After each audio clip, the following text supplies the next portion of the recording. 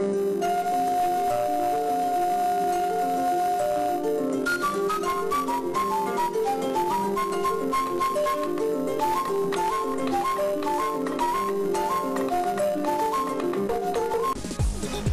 les titres de ce journal. Lancement ce matin à Conakry de la campagne des 16 jours d'activisme contre les violences faites aux femmes. Des engagements sont obtenus de la part des partenaires pour soutenir le gouvernement dans ses efforts. Et puis justice avec l'affaire Cheikh Afan, le présumé poursuivi pour incitation à la haine était ce lundi devant la CPI de Mafanko, mais l'affaire a été renvoyée à la semaine prochaine. Musique, Natou Kamara, leader des Ideal Black Girls, sort son album solo 10 ans après celui de son groupe. Très à l'aise sur scène, Natou a séduit son public lors de cette sortie. C'est tout pour les titres. Bonsoir, bienvenue. Si vous nous rejoignez, l'on entame ce journal par ce message départ du président de la République, professeur Alpha Condé, à son Excellence Recep Tayyip Erdogan, président de la République de Turquie.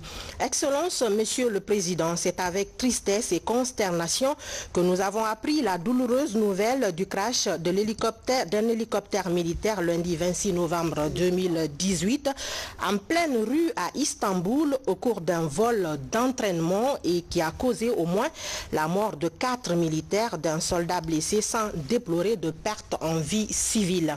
En ces moments de triste douleur, permettez-moi, Excellence, Monsieur le Président, au nom du peuple de Guinée, de son gouvernement et à mon nom propre, de vous adresser mes très sincères condoléances. Par la même occasion, je vous prie, Excellence, Monsieur le Président, de bien vouloir transmettre au peuple turc, à son gouvernement et singulièrement aux familles éplorées notre profonde compassion. Veuillez croire, Excellence, Monsieur le Président, à l'expression de ma profonde compassion. Conakry, le 26 novembre 2018, signé professeur Alpha Condé. La revue annuelle de coopération Guinée-UNICEF s'est tenue ce lundi à Conakry, une évaluation annuelle qui permet de voir le chemin parcouru à travers toutes les activités réalisées sur le plan national. Un acquis est à noter, le recul du taux de mortalité au niveau de la petite enfance. Maferen Camara, reportage. Le Fonds des Nations Unies pour l'enfance appuie la Guinée dans la mise en œuvre d'un programme quinquennal 2018-2020 pour un peu plus de 143 millions de dollars américains. À mi-parcours, des avancées notables sont enregistrées pour les femmes et les enfants. Le taux de mortalité des enfants de moins de 5 ans a par exemple reculé de 28%. La mortalité maternelle passe de 724 à 550 décès pour 100 000 naissances. Cependant, d'autres défis restent encore à relever. Le défi principal, évidemment, c'est le défi de la mobilisation des ressources nationales dans son ensemble pour pouvoir mettre en œuvre les compétences dévolues aux collectivités locales, certainement celles qui sont pratiquement liées aux droits de l'enfant. Je pense par exemple à l'état civil, qui est un droit absolument central, mais aussi la santé communautaire ou le préscolaire, qui ne couvre que 8% des enfants de la Guinée. L'UNICEF œuvre actuellement en Guinée dans les secteurs de développement, de l'éducation de base, de la protection, l'eau et l'hygiène et l'inclusion sociale. Le Parlement des enfants demande plus de protection pour les enfants de la rue et des victimes des violences politiques.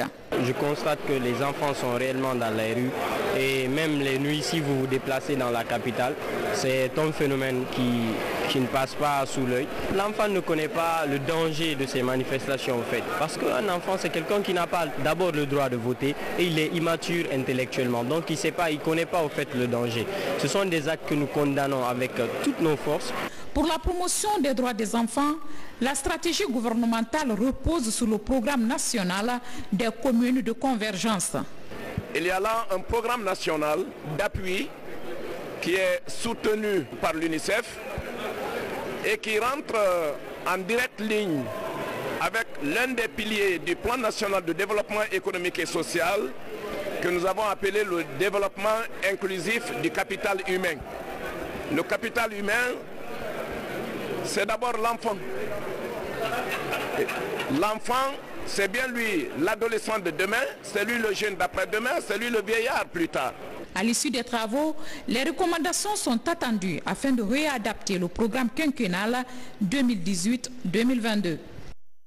Je vous le disais, c'est parti pour les 16 jours d'activisme contre les violences faites aux femmes. La campagne sera ponctuée par des activités d'information et de sensibilisation. Déjà, les partenaires s'engagent à soutenir les efforts du gouvernement guinéen à hauteur de 500 millions de dollars américains. C'est le Premier ministre, chef du gouvernement, qui a présidé la cérémonie. Reportage Adi Kamara.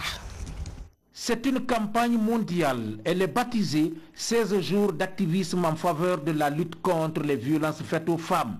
L'objectif est d'interpeller la conscience et la responsabilité des uns et des autres en vue d'éliminer toutes les formes de violence et de discrimination à l'égard des femmes.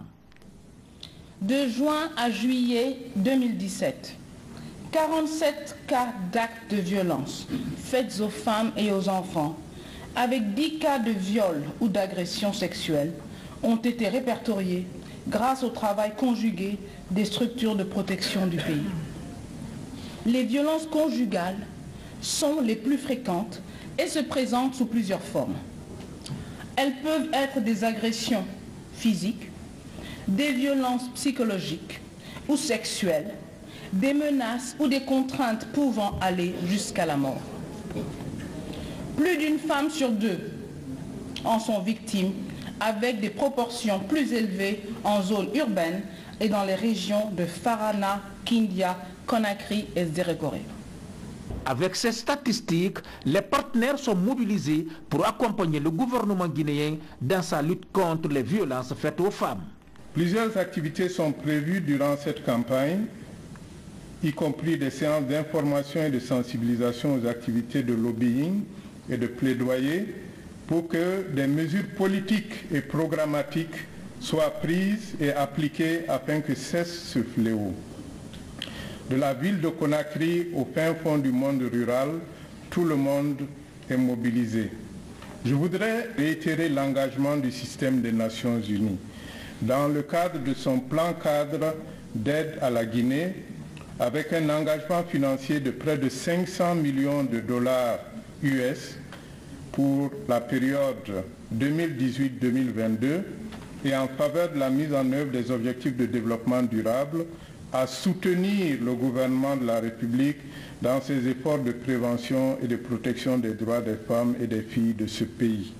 Les violences basées sur le genre sont à combattre avec la dernière énergie et le gouvernement a ratifié toutes les conventions relatives à la protection et à la promotion des droits des filles et des femmes.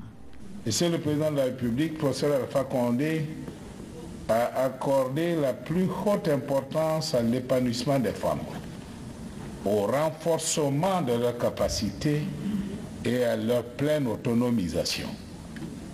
L'initiative personnelle, Monsieur le Président, visant à asseoir un système fiable de financement en faveur de la femme de Guinée, notamment à travers les MOFA, est une des illustrations de la priorité accordée à cette question. Cependant, force est de reconnaître que de nombreux défis se dressent encore sur le chemin de la promotion féminine dans notre pays, au nombre desquels les violences basées sur le genre. Ce fléau dont l'ampleur interpelle notre conscience collective exige de nous une détermination encore plus forte, des actions plus vigoureuses et des mesures plus hardies. Dans cette dynamique, des avancées notables sont à souligner au niveau national ces dernières années, aussi bien sur le plan institutionnel que sur celui législatif et réglementaire.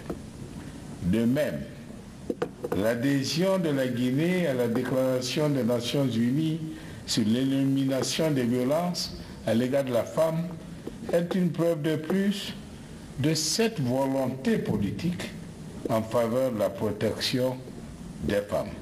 La femme est vecteur indispensable dans le développement socio-économique d'une nation. C'est pourquoi les artistes mobilisés pour la circonstance ont apporté leur soutien à travers des chansons dans le cadre de l'élimination des violences faites aux femmes. autre activité présidée par le Premier ministre Dr Ibrahima Kassori Fofana, le 15e congrès de la Société africaine de gynécologie et obstétrique, SAGO, un congrès qui permet aux participants d'échanger sur les mécanismes de lutte contre la mortalité maternelle et néonatale. Nous y reviendrons dans nos prochaines éditions d'information. Enseignement technique et formation professionnelle, 35 millions de dollars canadiens, c'est le montant à trouver pour financer la formation de près de 20 000 apprentis artisans. Pour lancer la quête, ce lundi, le projet a été présenté dans les détails aux bailleurs de fonds. Moussa Komara. C'est une présentation aux allures de séduction des partenaires techniques et financiers du ministère de l'enseignement technique et de la formation professionnelle. Elle porte essentiellement sur les travaux de réflexion du développement du secteur de l'artisanat. Depuis près de 4 ans, des techniciens du ministère travaillent sur ce programme soutenu par la francophonie. Le projet mobilise 20 000 apprenants pour une formation qui va durer 5 ans. L'apprentissage traditionnel aujourd'hui en Guinée forme 90% des 15-25 ans. Mais on ne sait, personne ne sait à quoi ils forment et quel est le niveau de qualité de la formation.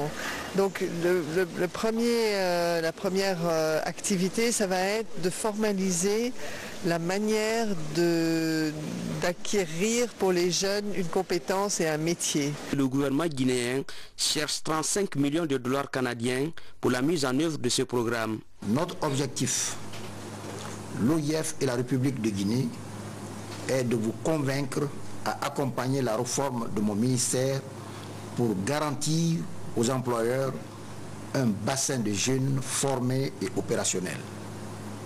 Nos filières économiques en particulier, celles dans les secteurs des mines, de l'agriculture, du BTP et de l'informatique sont dans cette attente. À l'absence de chiffres officiels, plus de 300 000 personnes pratiquent l'artisanat traditionnel en Guinée. L'objectif de ce programme est d'améliorer la qualité de la formation dans ce secteur pour une meilleure insertion socio-économique et professionnelle des jeunes.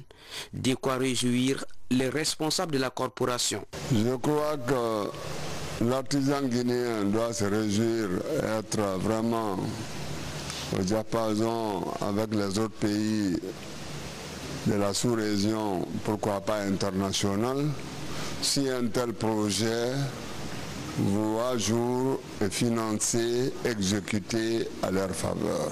L'introduction de la formation par apprentissage dual dans le secteur artisanal est une innovation en Guinée.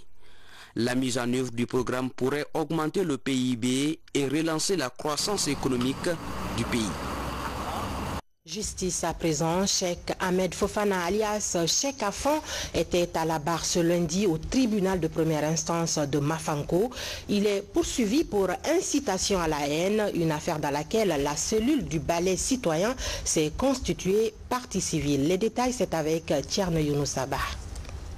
Ministère public contre Cheikh Ahmed Fofana, c'est le dossier le plus attendu de l'audience de ce lundi à Mafanko. Poursuivi pour incitation à la violence ethnique et régionaliste, le prévenu s'est présenté à la barre. Mais le tribunal renvoie l'affaire. Le temps pour la partie civile de fournir des pièces justificatives sur son agrément. Il s'agit de s'assurer que l'ONG est habilitée à poursuivre un citoyen devant la justice. Outre ce dossier collectionnel, de nombreuses affaires criminelles civiles sont sur la table du juge dans ce tribunal. De graves infractions comme l'assassinat, vol à main armée et autres sont en examen. Une bande armée et autres trafiquants de drogue sont attendus à la barre. Concernant particulièrement les dossiers criminels, ce que je peux vous dire, c'est que nous avons déjà programmé 15 dossiers qui vont passer dans les 2 semaines qui suivent. Ces dossiers concernent le trafic international de drogue, le vol à main armée et des dossiers concernant le meurtre. Concernant, par exemple, les dossiers criminels, il y a un dossier de 12 personnes qui doit passer demain. Concernant l'association de malfaiteurs, vol à main armée. Quant à l'affaire de Farine Périmé, le dossier est en instruction et attend d'être jugé. Le dossier au niveau d'un cabinet d'instruction, il fait son travail. Nous ne pouvons pas faire de commentaires là-dessus parce que l'instruction est secrète. Les mises en cause dans ces affaires, comme dans d'autres, seront situées les prochains jours sur leur sort. À Zérékoré, des résultats performants enregistrés après la relance du système de santé post-Ebola. En témoigne la construction de plusieurs infrastructures sanitaires. La stratégie a bien fonctionné. Actuellement, les soins sont accessibles à tous les niveaux. N'est-ce pas, Adia Toubari? Goïke, Koulé, Samoui, Suluta ou encore Léné et Fumbadou, voici des localités bénéficiaires de nouvelles infrastructures sanitaires. Dans ces districts, l'accès des populations aux services de soins de qualité est bien réel. Cette mobilisation prouve à plus d'un titre que le gouvernement de la République de Guinée est accepté et que toutes les actions menées dans cette structure et dans cette sous-préfecture sont acceptées parce que ça y va droit au cœur de la population. La stratégie de rapprocher davantage les citoyens des centres hospitaliers est un moyen de réduction des évacuations sanitaires, mais surtout de favoriser un diagnostic précoce de toute maladie infectieuse. Autour des nouveaux établissements de soins, un seul message est lancé, la préservation de la paix. On n'a pas beaucoup de choses, les gens nous aident. Si le peu qui rentre, on brûle le lendemain. Mais qui est perdant? Ce ne sont pas les Français, hein? Les Allemands, les Anglais, les Russes, etc., ou les Américains qui nous aident. Ils vont nous regarder et nous allons tomber dans ce qu'on appelle le regressement total d'une population. Même si les besoins en santé des populations rurales de la Guinée forestière connaissent une nette amélioration, des efforts sont à fournir au niveau des infrastructures routières. Nous avons pris très bonne note et nous allons rendre compte à notre papa, à notre président, le professeur Alpha Condé. J'en suis convaincu, il prendra des mesures. Certes, ce n'est pas dès le lendemain. Parce que pour bien faire, il faut prendre du temps, étudier tout pour obtenir le budget. Malgré le déficit routier de la préfecture de Yomou, le personnel soignant affecté est présent. Cette fidélisation est soutenue par les communautés en créant les conditions de vie favorables aux nouveaux agents affectés. Ce qui fait de la préfecture de Yomou un exemple en termes de disponibilité d'agents dans tous les postes de soins. Non loin de là, à Guékédou, une pensée pour les orphelins d'Ebola. Une compatriote a décidé de venir en aide à ses enfants en leur offrant de nombreux kits scolaires, un soutien moral très apprécié par les bénéficiaires. Tierno Ousmane Diallo, pardon. Elle vit à l'île de la Réunion en France depuis plusieurs années, mais reste profondément attachée à son pays, la Guinée. Maïmouna Kamara manifeste son élan patriotique depuis 2016 par des gestes de solidarité envers les personnes vulnérables en Guinée à travers son organisation HOP, autrement dit Espoir. Cette fois, ce sont les enfants orphelins d'Ebola à Guékédou qu'elle rencontre pour les aider dans leur scolarité. Moi-même, je suis une enfant de Guinée, j'ai grandi à Guéguédou. C'est quelque chose qui me semble important à souligner. Et si j'ai pu, avec les moyens qui m'ont été communiqués ici, me construire un avenir à l'extérieur, c'est que c'est aussi quelque chose qui peut être accessible à tous à travers les études. Donc le message que j'ai à transmettre à ces enfants, c'est de ne pas baisser les bras, continuer à aller de l'avant dans les études et par la suite, on leur souhaite vraiment un avenir radieux. On estime à plus de 6 000 le nombre d'enfants orphelins d'Ebola en Guinée. Beaucoup d'entre eux ont été tout simplement obligés d'abandonner les études du fait de la perte de leurs parents et de l'absence de soutien efficace. Dans les villages de Guékédou où est passée la donatrice, les tristes histoires de vie bouleversées se ressemblent, les mots de remerciement également. Nous avons vécu une période très difficile, cette période d'Ebola qui nous a vraiment fait beaucoup souffrir. Et aujourd'hui, nous avons beaucoup d'enfants qui sont orphelins, qui n'ont pas aujourd'hui les parents qui puissent vraiment leur faire profiter de ces matériels de fourniture scolaire. Et donc, ça réconforte vraiment les parents et ça nous réchauffe le cœur. Pour s'assurer que les bénéficiaires sont effectivement ceux concernés, Maïmouna Kamara a travaillé avec Plan International Guinée. L'organisation a scellé un partenariat avec l'ONG HOP. Ensemble, les deux organisations ont mené des actions similaires en 2016 et 2017 dans les zones de Forêt-Caria et de Dubreka pour redonner le sourire aux enfants et l'espoir d'un lendemain meilleur grâce au soutien apporté. Formation et employabilité des jeunes au cœur d'un échange au lycée Kipé, une initiative de l'association des boursiers de Guinée. Elle porte sur l'orientation des élèves dans les filières techniques afin de stimuler leur esprit d'entrepreneuriat. Mounir Bari, Djamokaba. C'est une rencontre d'échange et de partage d'expériences avec les élèves du lycée Kipé dans la commune de Ratoma. Ici, les élèves sont largement outillés sur le bien fondé de la formation, celui d'amener les apprenants à s'orienter dans les branches techniques. L'ambition est de booster les compétences des participants pour leur employabilité. Cette conférence d'aujourd'hui est la première de cette année. Nous l'avons organisée au lycée Kipé et elle vise à améliorer l'employabilité des jeunes, aider les jeunes lycéens, puisqu'il s'agit d'un lycée, à faire les choix de formation, connaître les différentes formations, les débouchés qu'il peut y avoir après ces formations pour qu'ils se préparent à mieux aborder ces opportunités-là. Il faut juste se concentrer dans les salles de classe. Il faut suivre les cours. Par exemple, quand on a un cours d'anglais, il faut écouter, apprendre à parler avec des dictionnaires d'anglais si possible. Il faut aussi faire des exercices à la maison, s'exprimer en anglais, suivre des cours d'informatique, car ils ont parlé ici qu'il faut savoir faire des informatiques pour s'orienter dans les Fulbright. L'initiative tient compte des priorités du ministère de la Jeunesse. Les responsables du département promettent d'appuyer davantage les promoteurs du projet. Je suis ici en Guinée pour faire le recrutement pour le master où je travaille, parce que c'est un master bien spécialisé pour les fonctionnaires du secteur public dans les pays en développement. Mais aujourd'hui, c'est quelque chose de particulier. C'est une opportunité de montrer les alternatives qui existent pour les élèves de maintenant. L'Association des boursiers de Guinée compte multiplier ce genre d'initiatives à travers des tables rondes et des conférences débats dans les établissements scolaires et universitaires. Une manière de préparer les jeunes à accéder à des bourses d'études dans les universités américaines.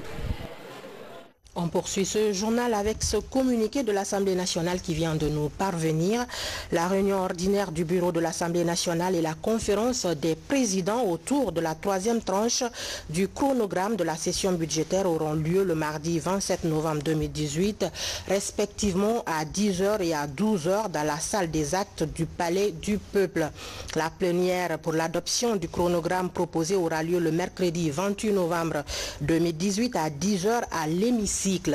Compte tenu de l'importance des rencontres mentionner la présence de tous les membres du bureau, de tous les présidents des commissions permanentes et de tous les députés est vivement exigée. Signé le secrétaire général, Dr Mohamed Beriti.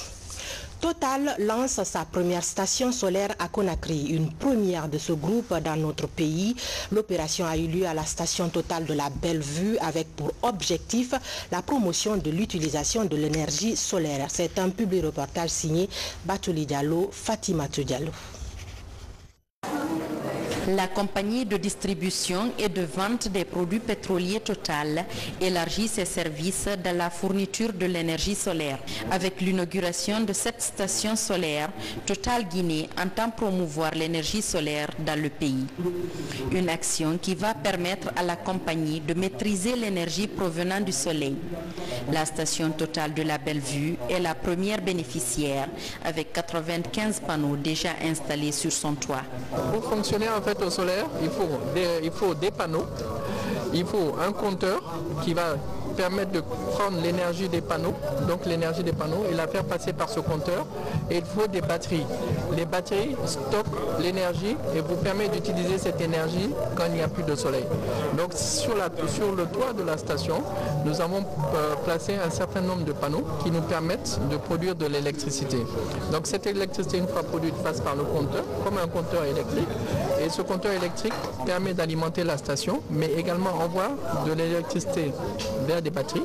Et le soir, quand on n'a plus de lumière, quand on n'a plus de soleil, on utilise l'électricité qu'on a stockée dans les batteries.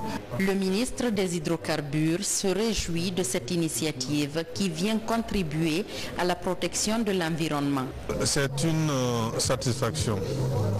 Satisfaction en ce sens que ce n'est pas une énergie polluante, c'est une énergie verte qui contribuera donc à préserver l'environnement. C'est un des objectifs majeurs du gouvernement. Total donc vient conforter cette position, on ne peut que les encourager, mais également inviter les autres opérateurs pétroliers à emboîter le pas de Total dans le sens de la préservation de l'environnement et dans le sens du développement de l'énergie verte. En marge du lancement de ce projet, une croissanterie est inaugurée au même endroit. L'actualité, c'est aussi cette sortie du secteur privé guinéen pour condamner les actes de vandalisme sur les équipements de certaines entreprises. C'est le premier élément de la Guinée, en bref, compilé pour vous par Algasimoba. Suivi.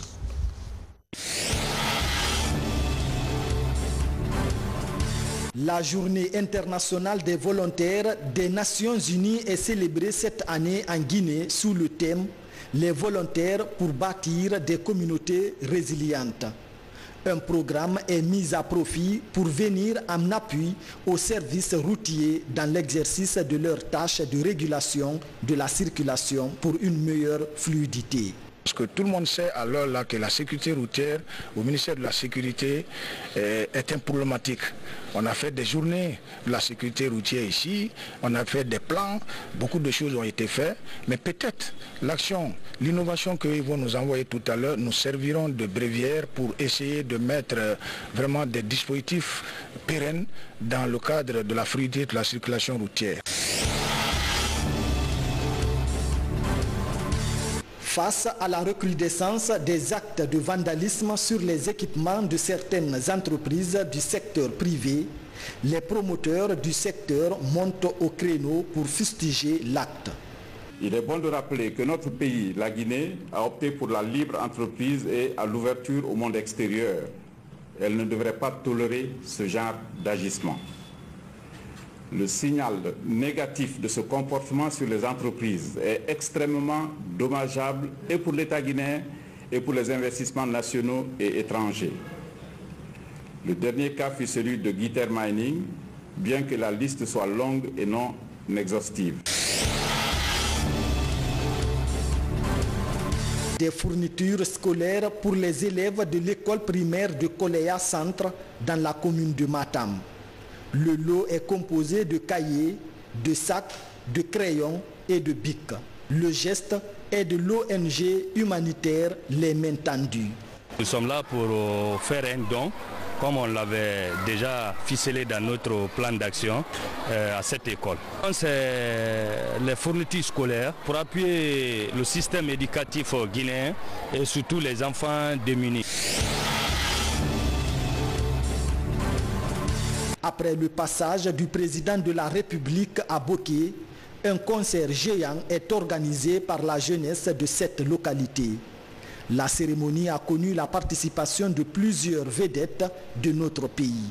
Nous donnons conseil à la jeunesse de rester à l'écoute, d'être sage et patient, parce qu'on ne peut pas faire tout en un trait. Aujourd'hui, nous avons donné un concert. Ce concert est une occasion de retrouvailles, de regroupement de l'ensemble de la jeunesse.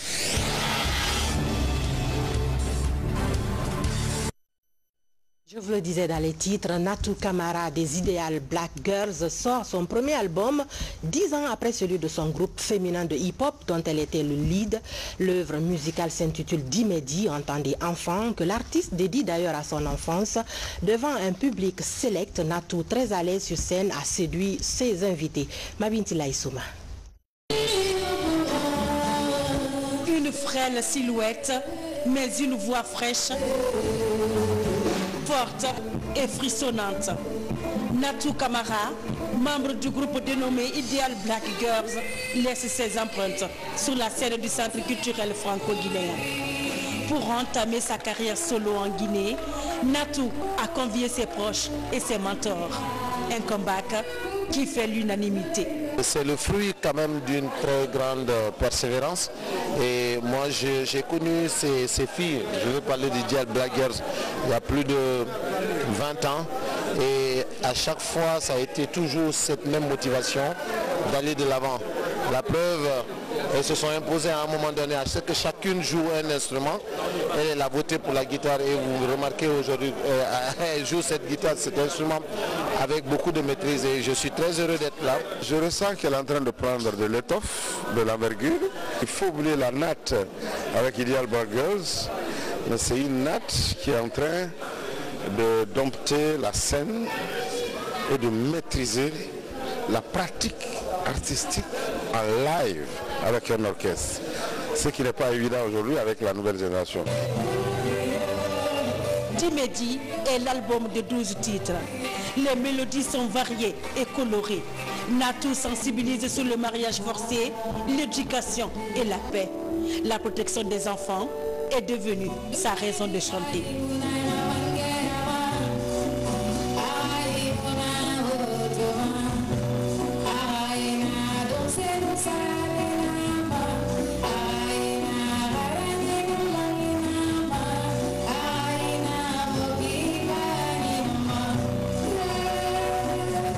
Tout ce qui se passe actuellement dans ce monde est basé sur les enfants. Parce que si la manière dont vous les élevez, c'est comme ça ils vont être lorsqu'ils vont grandir. Donc pour qu'on change un pays, il faut commencer par les enfants.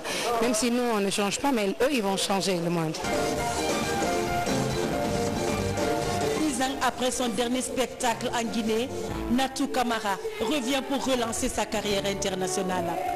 La parfaite reprise de la chanson Malaïka en hommage à Myriam Makeba a dévoilé les réelles intentions de l'artiste qui vise maintenant les étoiles du monde.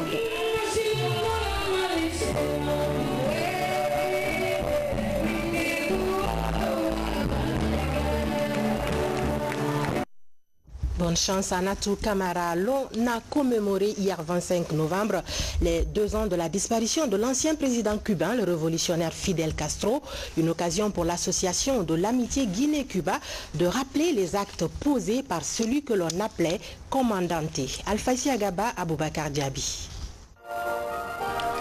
Le 25 novembre 2016, le commandant Fidel Castro nous dit-elle. Fidel Castro, encore appelé commandante, fut l'un des plus illustres révolutionnaires du XXe siècle.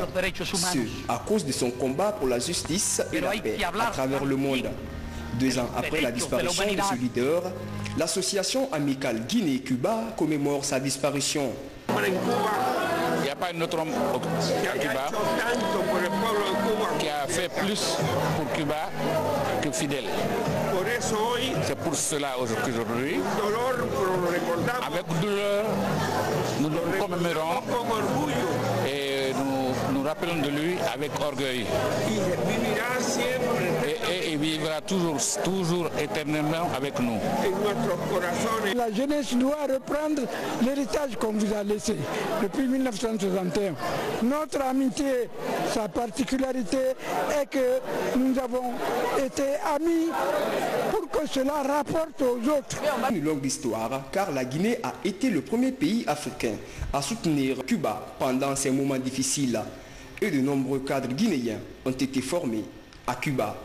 Ce que nous pouvons aussi retenir du commandant Fidel Castro, c'est son engagement auprès des peuples épris de paix, auprès des peuples qui se battaient pour leur indépendance. Vous vous souviendrez des ponts aériens qui se passaient nuitamment en Guinée, pratiquement tous les jours, où à des rythmes effrénés, le pont aérien qui avait été établi entre la Havane, Conakry, pour aller vers l'Angola et le Mozambique et être à côté. On ne peut pas compter du bout des doigts tout ce que le Cuba a apporté à la Guinée, tout ce que Fidel Castro a apporté à la dignité humaine partout en Afrique et plus précisément ici en Guinée. Nous ne pouvons que remercier l'ambassadeur ici présent et son excellence pour dire encore une fois que le Cuba et la Guinée, c'est une longue histoire d'amitié et de fraternité.